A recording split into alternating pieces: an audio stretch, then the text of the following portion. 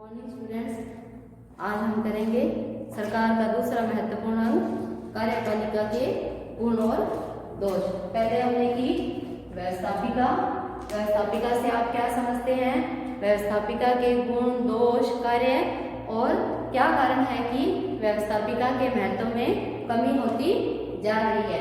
आज हम करेंगे सरकार का दूसरा महत्वपूर्ण अंग कार्यपालिका।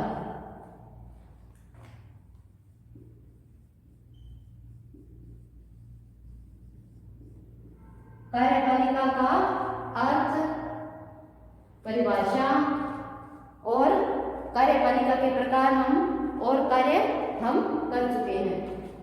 अर्थ, परिभाषा, कार्यपालिका के प्रकार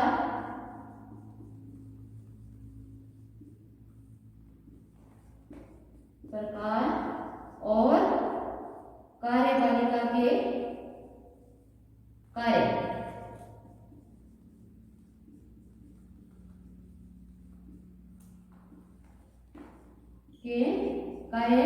ये हम पिछले लेक्चर में इतना सब कर चुके हैं। अब हम आगे करेंगे कार्यपालिका के गुण और दोष। कार्यपालिका के गुण व दोष। जब हमने कार्यपालिका के प्रकार कर लिए, कार्यपालिका के कार्य कर लिए, तो कार्यपालिका के गुण और दोष यानी कार्यपालिका के गुण इसमें से निकल कर ही आएंगे। जो कार्यपालिका का अर्थ और परिभाषा मैंने आपको बताई वो इसके गुण में हम लिखेंगे। जैसे कार्यपालिका का सबसे महत्वपूर्ण क्या है? कार्य क्या है? कानून बनाना। यानी क्या है? व्यवस्थापिका का सबसे महत्वपूर्ण कार्य क्या है? कानून बनाना। और कार्यपालिका व्यवस्थापिका द्वारा बनाए गए कानून को देश में लागू करती है यानी प्रशासन करती है। और यानी संसदात्मक और अध्यक्षात्मक शासन प्रणाली में कार्यपालिका भिन्न भिन्न प्रकार से कार्य करती है। ये भी मैंने आपको बता चुकी हूँ। संसदात्मक और अध्यक्षात्मक में कार्यपालिका क्या है? भिन्न भिन्न प्रकार से कार्य करती है। इसी प्रकार राजतंत्र, अधिनायक तंत्र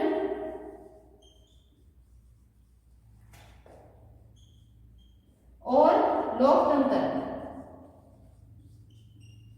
में भी कार्यपालिका के कार्य भिन्न भिन्न हो जाते हैं। जैसे संसदात्मक में क्या है? कार्यपालिका के दो प्रधान होते हैं, नाममात्र का और वास्तविक। अध्यक्षात्मक में क्या है?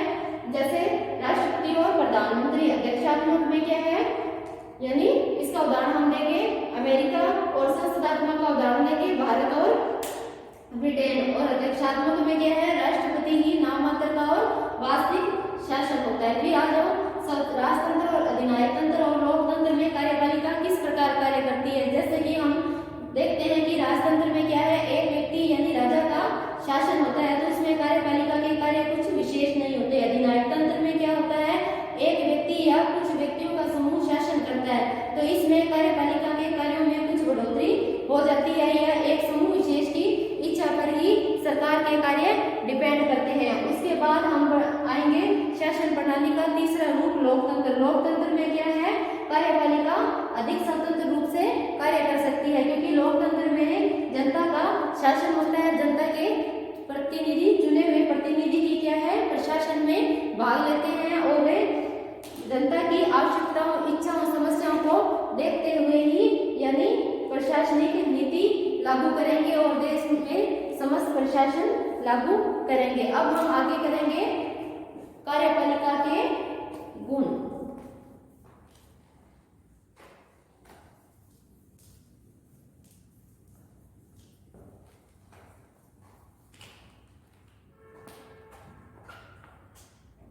सरकार का दूसरा महत्वपूर्ण अंग कार्यपालिका।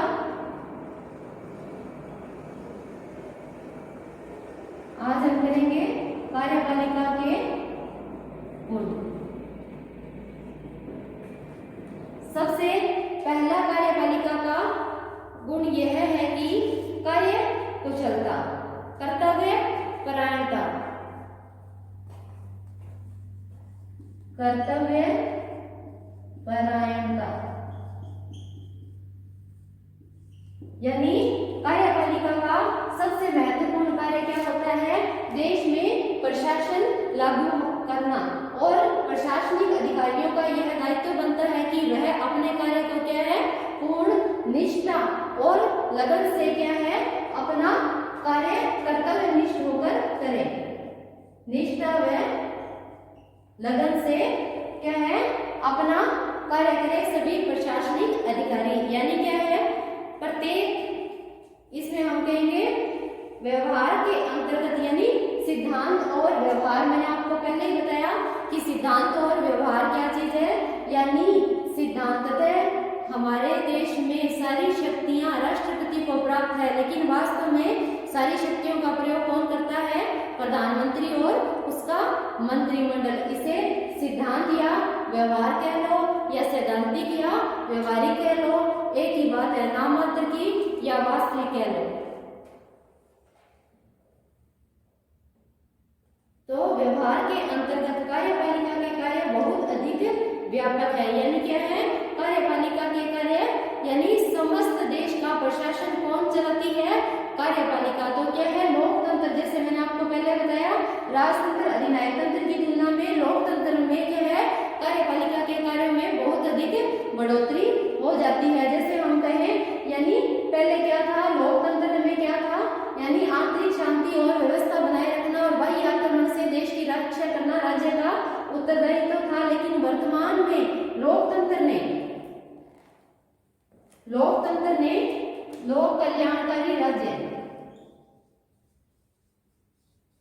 यानी लोक कल्याणकारी राज्य की धारणा को अपना लिए जाने के कारण प्रत्येक राज्य का या देश का यह उत्तरदायित्व बन जाता है कि वो व्यक्ति का सर्वांगीण विकास करे, सामाजिक, आर्थिक, राजनीतिक, सांस्कृतिक सभी, यानी व्यक्ति का पूर्ण विकास में सहायता प्रदान करे। इससे क्या है, कार्यपालिका के कार्यों में निरंतर बढ़ोतरी होती जा रही है, और यह कार्य वह तभी सफलतापूर्वक संपन्न कर सकता है, या उसके अधिकारी तभी सफलतापूर्वक संपन्न कर सकते हैं जबकि उनमें कर्तव्य निष्ठा की भावना हो। यानी जो जिस व्यक्ति को या जिस प्रशासनिक अधिकारी को जो कार्य सौंपा गया है, वो उसे पूर्ण लगन और निष्ठा और ईमानदारी के साथ करे। इसके साथ ही उसे अपने उत्तरदायित्व के प्रति सदैव जागरूक रहना चाहिए। यानी क्या है, उसे आलसी या अपने काम के प्रति अनिच्छा नहीं होनी चाहिए, उसे अपने काम के प्रति हमेशा जागरूक रहना चाहिए और उसके प्रति संवेदनशील रहना चाहिए, और सार्वजनिक कल्याण को दृष्टि में रखते हुए उसे पूरा करना चाहिए। यानी क्या है, समाज के हित को ध्यान में रखते हुए हम क्या कहेंगे, इसके साथ ही सामाजिक हित, व्यक्तिगत हित ना होकर क्या होगा, यानी कर्तव्य परायणता में इतनी चीजें याद रखोगे, यानी पूर्ण निष्ठा लगन के साथ, और सामाजिक हित को यानी व्यक्तिगत हित को त्याग कर, यानी समाज के हित को ध्यान में रखकर वो क्या है, कार्य करेगा। दूसरा पॉइंट आता है कर्तव्य परायणता के साथ ही साथ कार्य कुशलता।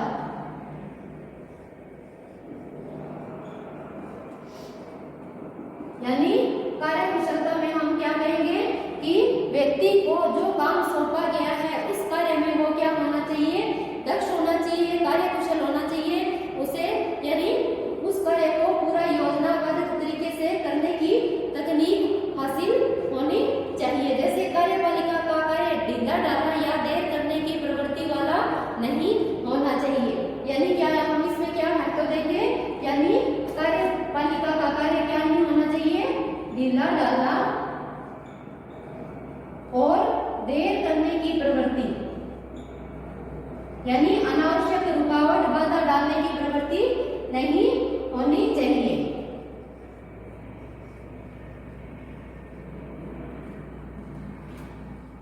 नहीं होनी चाहिए। यानी क्या है, कार्य कुशल होना चाहिए, और क्या है, धीरे ढीला डाला संगठन नहीं होना चाहिए, और देर करने वाली प्रवृत्ति वाला नहीं होना चाहिए। और कार्यपालिका के कार्य में कार्य कुशलता, शीघ्रता और स्फूर्ति होनी चाहिए। यानी कार्य उसमें क्या होनी चाहिए? शीघ्रता से कार्य करने, स्फूर्ति और जागरूकता होनी चाहिए, क्योंकि जागरूकता होगी तभी वो अपने कार्य को सही ढंग से, पूरा नियोजित ढंग से, नियमबद्ध तरीके से कर पाएगा। नहीं तो क्या है, वो संगठन क्या हो जाएगा? ढीला ढाला और देर करने वाली प्रवृत्ति वाला हो जाएगा। इससे आगे का पॉइंट हम पढ़ेंगे तीसरा, निर्णय में शीघ्रता। निर्णय करने में शीघ्रता, पहला हमने पढ़ा कर्तव्यपरायणता, दूसरा पढ़ा कार्यकुशलता और तीसरा हम पढ़ेंगे निर्णय शीघ्रता। निर्णय की शीघ्रता यानी इसमें वही रिपीट हो जाएगा कि कार्यपालिका का कार्य क्या ढीला ढाला या देर करने वाली प्रवृत्ति का नहीं होना चाहिए। इसमें क्या है, कोई भी कार्य है तो उससे संबंधित जो निर्णय है वो शीघ्रतापूर्ण लिए जाने चाहिए। ऐसे नहीं हो कि यानी उनमें इतना समय लग जाए कि उनके यानी नियमों या जो कानून है उनका महत्व ही खत्म हो जाए, या यानी इसके लिए हम कहेंगे कि निर्णय में शीघ्रता होनी और तारतम्यता होना जरूरी है। जैसे कार्यपालिका के द्वारा दृढ़ता के साथ निर्णय लेकर उन्हें शीघ्रता के साथ क्रियान्वित किया जाना चाहिए। यानी क्या है, निर्णय को यानी दृढ़ता से लेकर, यानी कठोरतापूर्ण से लेकर, यानी क्या है, किसी में कोई भेदभाव न करते हुए शीघ्रता से निर्णय लिए जाने चाहिए। यानी निर्णय अगर हम देरी से लेंगे तो क्या होगा, यानी उसका अस्तित्व ही खत्म हो जाएगा। और निर्णय को क्रियान्वित करने से विलंब होने पर कई बार क्या है, कार्य क्या है और ज्यादा बिगड़ जाता है। इससे नेक्स्ट पॉइंट हम करेंगे सच्चाई तथा ईमानदारी। सच्चाई तथा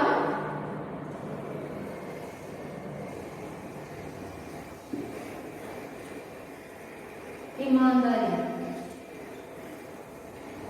ये सभी पॉइंट एक दूसरे से मिलते जुलते हैं। सच्चाई और ईमानदारी यानी ये हम कर्तव्यपरायणता से संबंधित ही ये हमारा कार्यपालिका का गुण है कि व्यक्ति में यानी जो प्रशासनिक कर्मचारी है, अधिकारी है या कोई भी कार्य करता है उसमें सच्चाई और ईमानदारी होनी चाहिए। निर्णय करने की शीघ्रता और कार्यकुशलता होनी चाहिए। हाँ, इसके साथ ही अगर उसमें सच्चाई और ईमानदारी नहीं होगी तो क्या है, संपूर्ण प्रशासनिक तंत्र ही आगे से आगे क्या है, भ्रष्ट होता चला जाएगा। जैसे कि कार्यपालिका के सदस्यों को बहुत सच्चा और ईमानदार होना चाहिए। उन्हें किसी भी प्रकार के प्रलोभन में नहीं पड़ना चाहिए। यानी क्या है, किसी भी प्रकार के प्रलोभन यानी घूसखोरी रिश्वत के चक्कर में नहीं पड़ना चाहिए। और क्या है, पूरी सच्चाई और ईमानदारी से कार्य करना चाहिए ताकि प्रशासनिक जो यंत्र है वो भ्रष्टाचार में लिप्त ना हो जाए। यानी भ्रष्टाचार से बचने के लिए प्रशासनिक अधिकारी या कर्मचारी को या कार्यपालिका के कर्मचारियों को क्या है, सच्चाई और ईमानदारी का प्रयोग करना चाहिए ताकि क्या है, समाज में और देश में भ्रष्टाचार ना फैले। इसके आगे का हम करेंगे गुण निष्पक्षता।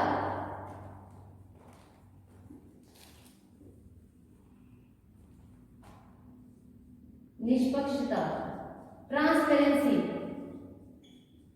यानी क्या है, कोई भी कार्य करते समय कार्यपालिका के अधिकारियों को यह देखना चाहिए कि क्या है, वो निष्पक्ष हो, स्पष्ट हो और जनता को आसानी से समझ में आने वाले हो। जैसे कार्यपालिका को नितांत निष्पक्ष होना चाहिए। उसके द्वारा किसी वर्ग, संप्रदाय या व्यक्ति के साथ पक्षपात न करते हुए सबको समान दृष्टि से देखा जाना चाहिए। यानी क्या है, निष्पक्षता के बारे में हम क्या कहेंगे, किसी वर्ग, जाति, संप्रदाय, अमीर गरीब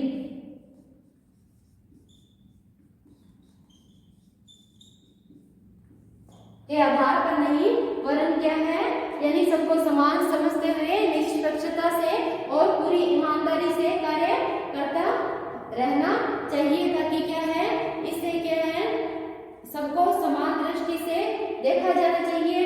वरना क्या है, अगर सबको समान दृष्टि से नहीं देखा जाएगा, किसी को वर्ग, जाति या धर्म के आधार पर भेदभाव किया जाएगा, तो क्या है, इससे जनता में असंतोष फैल जाएगा। क्या इन सब का पालन नहीं करने पर क्या होगा, जनता में असंतोष फैल जाएगा और फलस्वरूप क्रांति की संभावना बढ़ जाएगी और क्या है, सभी विकास योजनाएं ठप हो जाएगी। इससे आगे का नेक्स्ट हम पढ़ेंगे गोपनीयता, यानी कार्यपालिका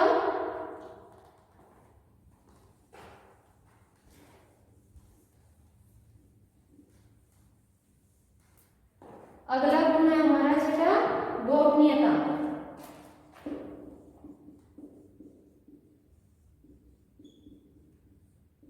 यानी ये कार्यपालिका का सबसे महत्वपूर्ण गुण है कि कार्यपालिका या प्रशासनिक अधिकारी मंत्रीगण कोई भी अपने देश से संबंधित गोपनीय बातों को क्या है, यानी क्या है, मंत्रणा क्या है, गुप्त रखे, ताकि कुछ बातें ऐसी होती है जिन्हें सार्वजनिक जनता के समक्ष रखना क्या होता है, उनके लिए हितकर नहीं होता। इसलिए कुछ बातों को क्या है, गोपनीय रखना बहुत ही आवश्यक हो जाता है। जैसा कि कार्यपालिका आंतरिक और बाहरी प्रशासन के क्षेत्र में, यानी क्या है, आंतरिक और बाहरी प्रशासन के क्षेत्र में, आंतरिक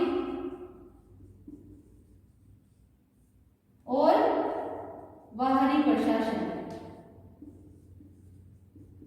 यानी आंतरिक में क्या आएगा, आंतरिक शांति और व्यवस्था बनाए रखना और प्रशासन लागू करना, और बाहरी प्रशासन में क्या है, दूसरे देशों के साथ संबंध बनाए रखने के लिए कुछ, यानी समस्त व्यवस्था को, आंतरिक और बाहरी प्रशासन को बनाए रखने के लिए क्या है, कुछ बातें गोपनीय रखने की आवश्यकता होती है और ऐसी व्यवस्था की जाएगी कार्यपालिका के निर्णय उचित समय में से पूर्व प्रकट ना हो जाए, यानी ऐसी परिस्थिति ना उत्पन्न हो कि कार्यपालिका ने जो निर्णय लिए हैं वे जिस समय पारित होने हो उससे पहले ही पारित ना हो जाए। इस प्रकार आज हमने किए कार्यपालिका के गुण, कर्तव्यपरायणता होनी चाहिए, कार्यकुशलता होनी चाहिए, कार्यपालिका के अधिकारियों में निर्णय की शीघ्रता होनी चाहिए, सच्चाई और ईमानदारी होनी चाहिए, निष्पक्षता और साथ ही साथ गोपनीयता भी होनी चाहिए। यानी कार्यपालिका के ये सारे महत्वपूर्ण गुण हैं। अब हम आगे करेंगे कार्यपालिका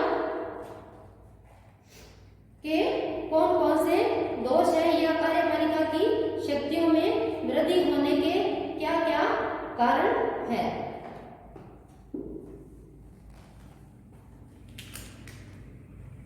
क्या कारण है कि वर्तमान में कार्यपालिका की शक्तियों में बढ़ोतरी होती जा रही है। जैसे हमने पढ़ा पिछले टॉपिक में व्यवस्थापिका में कि क्या कारण है कि व्यवस्थापिका की शक्तियों का ह्रास या पतन होता जा रहा है या पतन की ओर अग्रसर होती जा रही है। इसी प्रकार आज हम उसके विपरीत पढ़ेंगे कि क्या कारण है कि कार्यपालिका की शक्तियों में निरंतर वृद्धि होती जा रही है। क्या कारण है कि कार्यपालिका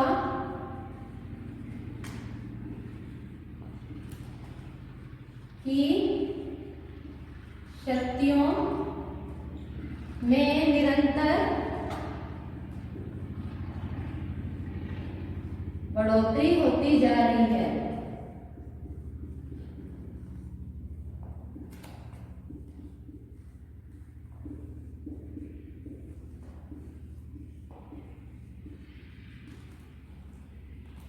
तो इसमें हम पढ़ेंगे कि वही जो हमने व्यवस्थापिका में पढ़ा, क्या था, वर्तमान समय का एक विशेष लक्षण यानी विशेषता और प्रकृति यानी समय की मांग यह है कि राजनीतिक संस्थाओं का विकास इस तरह हो रहा है, यानी जितनी भी राजनीतिक संस्थाएं हैं उनका विकास इस प्रकार हो रहा है कि कार्यपालिका की शक्तियों में बढ़ोतरी होती जा रही है। जैसे क्या है, लोकतंत्र ने लोक कल्याणकारी संस्था का आदर्श अपना लिए जाने के कारण, दूसरा क्या वसुधैव कुटुंबकम की धारणा को अपना लिए जाने के कारण क्या है, कार्यपालिका के क्षेत्र लगातार वृद्धि होती जा रही है। दूसरा हम क्या करेंगे कि आज क्या है, चिंता का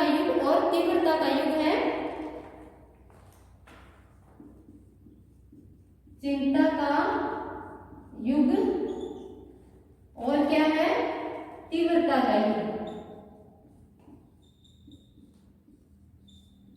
तीव्रता का युग है। ऐसे में क्या है, तीव्र गति से कार्य करने वाले, तीव्र गति से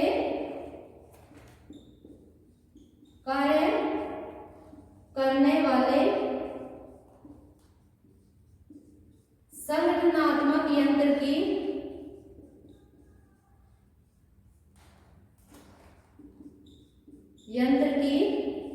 आवश्यकता होती है। ये बात आपको याद रखनी होगी, आवश्यकता होती है। और वो यंत्र कौन सा है, अपन क्या कर रहे हैं, कार्यपालिका। तो क्या है, आज के चिंता के युग और तीव्रता के युग में एक तीव्र गति से कार्य करने वाले संगठनात्मक यंत्र की आवश्यकता होती है। तो ऐसा संगठन कौन हो सकता है, कार्यपालिका।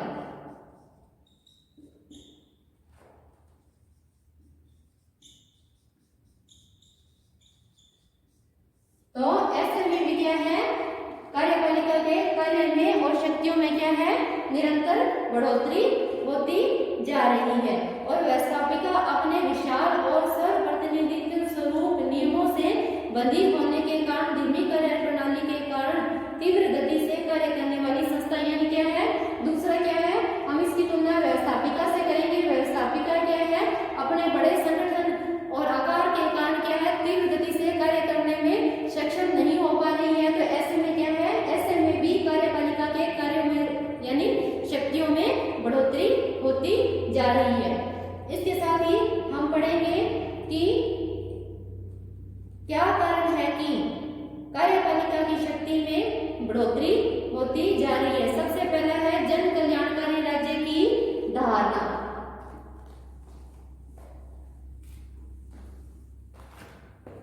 जन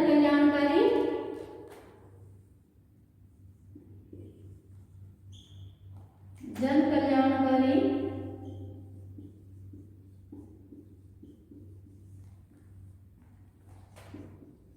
राज्य की धारणा, ये हम गुण में यानी कार्यपालिका के गुण और उसमें पढ़ चुके हैं कि जन कल्याणकारी यानी क्या था, पहले यानी स्टार्टिंग में जब लोकतंत्र था तब राज्य का कर्तव्य क्या था, आंतरिक शांति और व्यवस्था बनाए रखना और बाह्य आक्रमण से देश की रक्षा करना। लेकिन वर्तमान में क्या है, लोक कल्याणकारी के आदर्श को अपना लिए जाने के कारण प्रत्येक व्यक्ति के व्यक्तित्व का सर्वांगीण विकास करना राज्य का उत्तरदायित्व बनता है। तो ऐसे में भी कार्यपालिका के कार्यों में बढ़ोतरी होती जा रही है।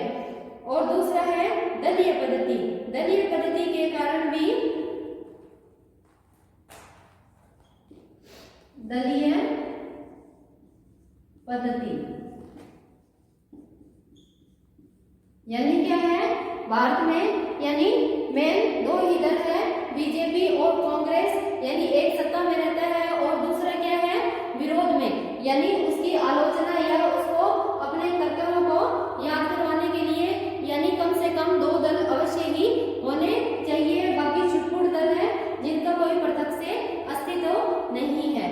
जैसे दलीय पद्धति के विकास ने भी कार्यपालिका के क्षेत्र में बढ़ोतरी कर दी है, यानी बढ़ोतरी में दलीय पद्धति भी एक प्रमुख कारण है।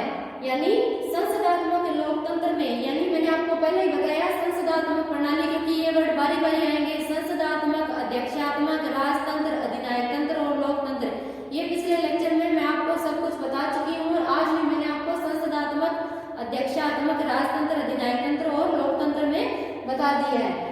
संसदात्मक पद्धति यानी भारत और ब्रिटेन में क्या है, संसदात्मक प्रणाली होती है जिसमें यानी कार्यपालिका व्यवस्थापिका में से ली जाती है और व्यवस्थापिका क्या है, उसके कार्यपालिका के बहुमत पर ही निर्भर करती है। जैसे संसदात्मक लोकतंत्र में बहुमत के समर्थन पर टिकी हुई कार्यपालिका बहुत अधिक शक्तियां ग्रहण कर लेती है। यानी क्या है, अगर बहुमत पर आधारित सरकार होगी, पूर्ण बहुमत,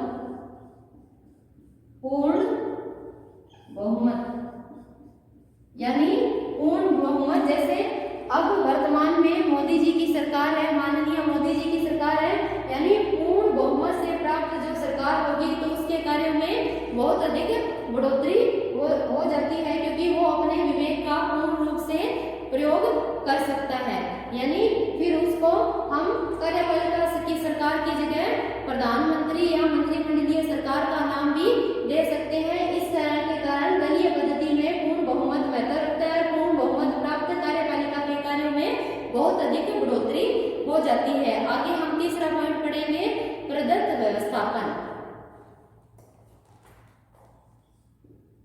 प्रदत्त व्यवस्थापन, यानी नाम से ही स्पष्ट हो रहा है, प्रदत्त यानी प्रदान किया गया, व्यवस्थापन विभाग यानी संसद द्वारा, यानी संसद का कार्य क्या है, कानून बनाना। वर्तमान समय में कानून निर्माण का कार्य बढ़ जाने के कारण, यानी व्यवस्थापिका का कार्य क्या है, कानून बनाना, और प्रदत्त क्या है, प्रदान करना। यानी वर्तमान समय में व्यवस्थापिका के कार्य बहुत अधिक, व्यवस्थापिका के कार्य कौन से हैं, कानून निर्माण संबंधी, कानून निर्माण संबंधी। यानी हम यूं कहेंगे कि वर्तमान समय में व्यवस्थापिका के कानून निर्माण संबंधी कार्यों में बढ़ोतरी हो जाने के कारण और कानून की जटिल प्रक्रिया के कारण व्यवस्थापिका अपने कुछ कार्यों को कार्यपालिका को सौंप देती है, और इसी को ही हम क्या कहेंगे, प्रदत्त व्यवस्थापन। जैसे जटिल हो जाने के कारण व्यवस्थापिका द्वारा ही अपनी इच्छा के अनुसार कानून निर्माण की कुछ शक्तियों को कार्यपालिका के विभिन्न विभागों को सौंप दिया जाता है, इसे ही हम प्रदत्त व्यवस्थापन कहते हैं। जैसे व्यवस्थापिका द्वारा अपने कानून निर्माण संबंधी कुछ कार्यों को कार्यपालिका रूपी संस्थाओं में बांट देना ही प्रदत्त व्यवस्थापन कहलाता है, और इस प्रदत्त व्यवस्थापन के कारण भी कार्यपालिका के कार्यों में बढ़ोतरी होती जा रही है। आगे का पॉइंट हम पढ़ेंगे, आधुनिक समस्याओं की जटिलता। चौथा पॉइंट पढ़ेंगे,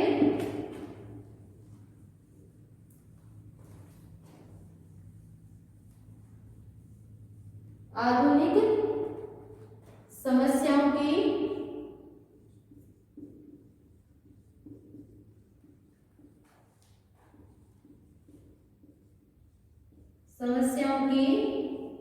जटिलता, यानी जिस प्रकार कानून निर्माण की प्रक्रिया भी दिनों दिन जटिल होती जा रही है, वैसे ही क्या है, समस्याएं भी निरंतर एक दूसरे से गुथी हुई और जटिल होती जा रही है। इस कारण भी कार्यपालिका के क्षेत्र में बढ़ोतरी होती जा रही है। वर्तमान समय में राज्यों को अधिक जटिल समस्याओं का सामना करना पड़ता है। इन समस्याओं को हल करने के लिए विशेष ज्ञान, अनुभव और योग्यता होती है। क्या? जटिल समस्याओं को हल करने के लिए विशेष ज्ञान, अनुभव और योग्यता की आवश्यकता होती है। इस कारण यानी व्यवस्थापिका में जनता के चुने हुए, ऐसा माना जाता है कि जनता के चुने हुए सदस्य होते हैं जो कि भावुक और क्रांतिकारी होते हैं और जल्दबाजी में ही किसी समस्या या किसी कानून का निर्माण कर देते हैं। तो ऐसे में क्या है, कार्यपालिका के कार्यों में निरंतर बढ़ोतरी होती जा रही है और इसके लिए विशेष ज्ञान, अनुभव और योग्यता की आवश्यकता होती है। और ऐसी योग्यता माना जाता है कि कार्यपालिका के प्रशासनिक कर्मचारियों और अधिकारियों में ही हो सकती है और व्यवस्थापिका के सदस्य स्वयं अपनी अक्षमताओं से परिचित होते हैं, इसलिए वे कार्यपालिका की बढ़ती हुई शक्ति का स्वागत करते हैं। आगे हम पढ़ेंगे नियोजन। वर्तमान समय में नियोजन क्या होता है? आपको मैंने पहले बताया नियोजन।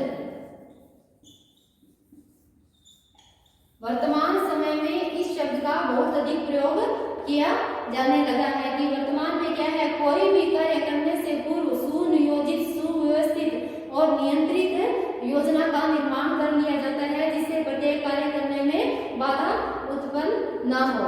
सुनियोजित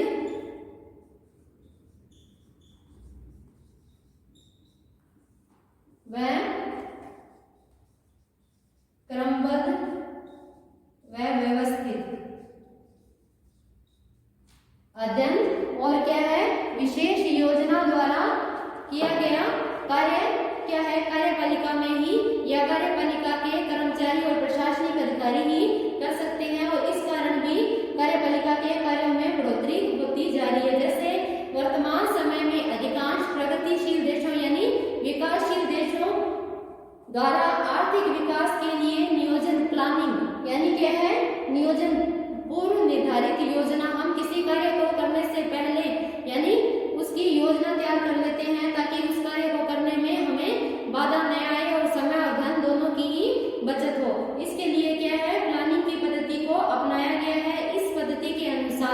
योजना तैयार करने और उन योजनाओं को कार्य रूप में परिणत करने का कार्य कार्यपालिका द्वारा ही किया जाता है। इस कारण भी कार्यपालिका के क्षेत्र में निरंतर बढ़ोतरी होती जा रही है। इसके आगे का पॉइंट हम करेंगे अंतर्राष्ट्रीय संबंध और विदेशी व्यापार। छठा पॉइंट हम करेंगे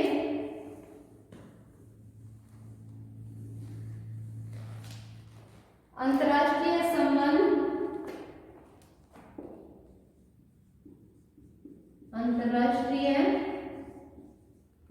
संबंध व विदेशी व्यापार।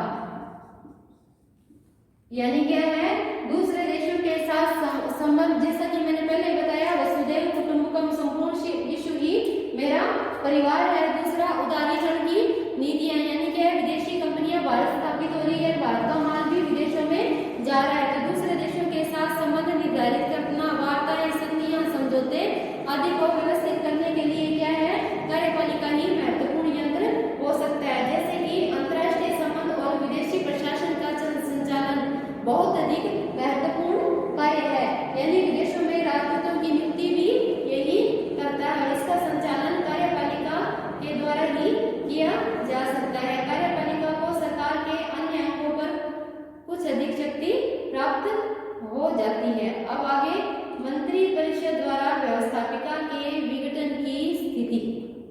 अगला पॉइंट है मंत्री परिषद या मंत्रिमंडल। मंत्री परिषद द्वारा व्यवस्थापिका के विघटन की स्थिति। यानी क्या है, कार्यपालिका यानी तीव्र गति से कार्य करने वाला संगठन है और इसमें क्या है, जनता के प्रतिनिधि होने के साथ साथ ही यानी संसदीय प्रणाली में कार्यपालिका व्यवस्थापिका के प्रति उत्तरदायित्व तो नाम मात्र के लिए ही रह गया है, यानी नाम मात्र कह लो या क्या सैद्धांतिक ही रह गया है, और वास्तविक मंत्रिमंडल और व्यवस्थापिका को विघटित करने की शक्ति है। और इससे क्या है, मंत्री यानी कार्यपालिका के कार्यों में निरंतर बढ़ोतरी होती जा रही है। लास्ट पॉइंट हम करेंगे नेतृत्व की आवश्यकता। नेतृत्व की आवश्यकता यानी प्रभावशाली नेतृत्व भी कार्यपालिका के कार्यों में बढ़ोतरी कर देता है। प्रभावशाली नेतृत्व कह सकते हैं या चमत्कारी नेतृत्व भी क्या है, कार्यपालिका के कार्यों में बढ़ोतरी कर देता है। जैसे जवाहरलाल नेहरू, इंदिरा गांधी का चमत्कारी और प्रभावशाली व्यक्तित्व के कारण कार्यपालिका के कार्यों में बहुत अधिक बढ़ोतरी हो गई है, तो व्यवस्थापिका पर भी अपना नियंत्रण स्थापित करने में सक्षम हो गई है। जैसे हम कहेंगे आगे, आज हमारे ये कार्यपालिका कारण है कि कार्यपालिका के क्षेत्रों में निरंतर वृद्धि होती जा रही है। ये पॉइंट हमने पढ़े। इसमें हमने लास्ट पॉइंट पढ़ा नेतृत्व की आवश्यकता, यानी क्या है, आज के तीव्रता के युग में क्या है, नेतृत्व की आवश्यकता होती है। और इसमें कार्यपालिका और कार्यपालिका में भी संसदात्मक प्रणाली में प्रधानमंत्री और अध्यक्षात्मक प्रणाली में राष्ट्रपति, यानी इसमें भी नेतृत्व में भी हम बताएंगे कि संसदात्मक प्रणाली और अध्यक्षात्मक प्रणाली में कौन नेतृत्व करता है। संसदात्मक प्रणाली में कौन, प्रधानमंत्री, और अध्यक्षात्मक प्रणाली में जैसे मैंने आपको पहले ही बताया कौन करता है, राष्ट्रपति। इस प्रकार संसदात्मक और अध्यक्षात्मक प्रणाली में अलग अलग नेतृत्व प्रदान करते हैं। इस प्रकार आज हमारी कार्यपालिका का ये टॉपिक पूर्ण होता है। आगे हम नेक्स्ट करेंगे सरकार का तीसरा और महत्वपूर्ण अंग न्यायपालिका, यानी व्यवस्थापिका, कानून बनाने का कार्य करती है, कार्यपालिका देश पर प्रशासन करती है और न्यायपालिका व्यवस्थापिका द्वारा बनाए गए कानून वैध है या अवैध है, जनता के हित में है या नहीं है, यह देखने का कार्य कौन करेगी? न्यायपालिका। तो नेक्स्ट लेक्चर में हम करेंगे न्यायपालिका। आज के लिए बस इतना ही। धन्यवाद।